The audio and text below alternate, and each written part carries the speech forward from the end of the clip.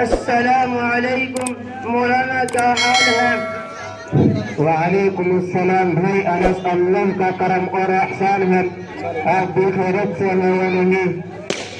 مولانا کیا بتاؤں، سیاست میں قیادت کا نام و نشان ہے ہی نہیں۔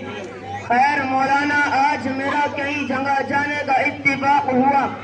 اکثر جگہ 26 جنوری کا تقریبی پروگرام دیکھا تو جی چاہا کہ مولوی صاحب کی خدمت میں حاضر ہو کر اس محب وطن عزیز ہندوستان کی تاریخ و تحقیق، انقلاب اور اس کے کارناموں نیز اس کی تہذیب و تمدن اور ثقافتی کارناموں پر روشنی ڈالے، کیونکہ سیاسی لوگوں سے زیادہ معلومات مولوی کو ہی ہوتی ہے۔ بھائی انس، آپ نے صحیح فرمایا، واقعی آج یوم جمہوریہ ہے، ہم لوگوں کا یہاں جمع ہونا بھی اس کی شہادت ہے۔ یہ گلشن ہند جو صدیوں سے انگریزوں کا غلام رہا ہے، انتھک کوششوں کے بعد 15 اگست 1947 عیسوی کو افق ہند پر آزادی کا سورج طلوع ہوا تھا، اور پھر حصول آزادی کے بعد ملک کے معماروں، اس کے مخلص بے اخلاق اور آئین کو ترتیب دینے والے روشن دماغ دانشوروں نے اس ملک کی گنگا جمنی دیرینہ روایت کو برقرار رکھنے کے لیے اس کے سیکولر اور جمہوری نظام اور اس کے قواعد و ضوابط کو اسی تاریخ یعنی 26 جنوری میں تیار کیا تھا۔ ہمارا یہ ملک صدیوں سے تہذیب و تمدن اور مذہب کی آزادی کے لیے بین الاقوامی دنیا میں مشہور رہا ہے، مگر آج چند سیاسی پارٹیوں کی وجہ سے فرقہ پرست طاقت اقتدار پر قابض ہو گئی ہے، اور وہ دستور میں دیے گئے حقوق اور اس کے سیکولر جمہوری نظام کی دھجیاں اڑا کر ملک کے سیکولر بنیادی ڈھانچے کو برباد کر رہی ہے، جس سے پورے ملک کا امن و امان مفسد ہو چکا ہے۔ یہ حالات بتا رہے ہیں کہ وقت ملک کی سالمیت اور ہندوستان کی خوبصورت رنگا رنگی تہذیب اور اس حسن کو وہ تباہ و برباد کر دے گا۔ مولوی صاحب، جوش میں آنے کی کیا بات ہے؟ میں تو سمجھ رہا تھا کہ آپ ہندوستان کی تاریخ و تحقیق اور اس کی خدمات نیز اس کی بلندی پر روشنی ڈالیں گے۔ حالانکہ ہندوستان کی جمہوریت ابھی باقی ہے، قانون و ضابطہ اپنی جگہ صحیح ہے، اور موجودہ حکومت جو ہند قوم و ملت کے لیے جو کر رہے ہیں وہ قابل داد اور تحسین ہے، لیکن آپ کا اشارہ اس کے برعکس ہے۔ آپ قانون کے دائرے میں آ کر بات کیجیے۔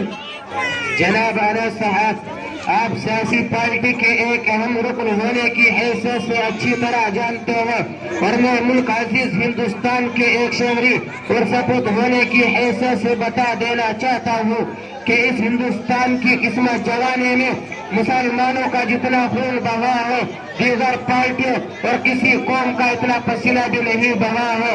کس قدر شرمناک یہ رویہ ہے کہ جن کو ہم نے ہندوستان کی گلدستہ کی شکل میں عطا کی تھی، آج یہ ملک کے نمخور انگریزوں کے دلال، فرقہ پرست جماعتوں کے رہنما ملک کے اقتدار پر بیٹھے تعصب اور غیر جانبداری کے شکار ہو کر ملک کے سیکولرزم اور جمہوریت کو مٹا دینے میں مصروف ہے۔ اور یاد رکھو، یہ ملک صرف ہم مسلمانوں کا نہیں بلکہ پورے ہندوستان کا ہے۔ اب فیصلہ کرنا ہوگا کہ ملک گاندھی جی یا ملک کا ان کو ترتیب دینے والے روشن دماغ دانشوروں کے راستے پر چلے گا یا RSS کی فرقہ پرستی اور دہشت گردی پر۔ پہلے یہ طے کرو کہ وفادار کون ہے، پہلے یہ طے کرو کہ وفادار کون ہے، پھر وقت خود بتائے گا کہ غدار کون ہے۔ مولوی صاحب، آپ کیسے اسٹائل انگریز اور قوم کو گرما دینے والے بیانات دیتے ہوئے سنے۔ یہ ملک ہندوستانی آئینی اعتبار سے جمہوریت اور سیکولرزم کا پابند ہے، اور ہر سیاسی پارٹیاں یہاں تک کہ بھارتیہ جنتا پارٹی بھی سیکولرزم کے نعرے کے ساتھ کرسی اقتدار تک پہنچی ہے۔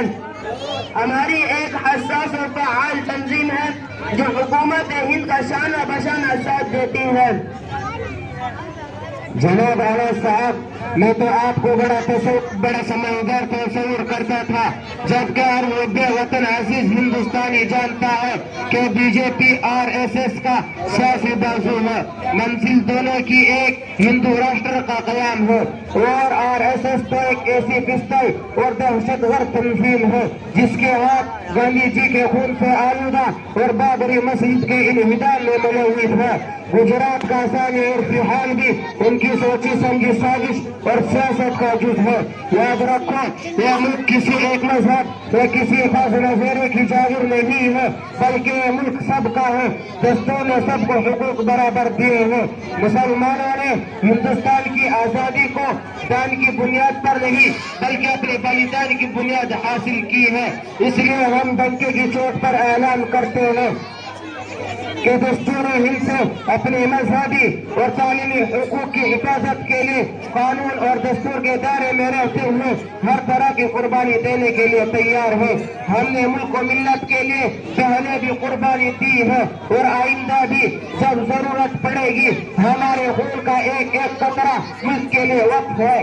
آزادی کی لڑائی میں کل ہم تنہا کھڑے ہوئے تھے، اور آج آزادی کی بقا اور سیکولر کردار، قانون و انصاف کے تحفظ کے لیے ہم میدان میں ہیں۔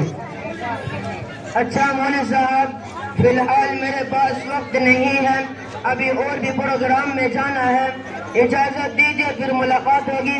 السلام علیکم۔ اب کہاں تم دبا کر بھاگتے ہو؟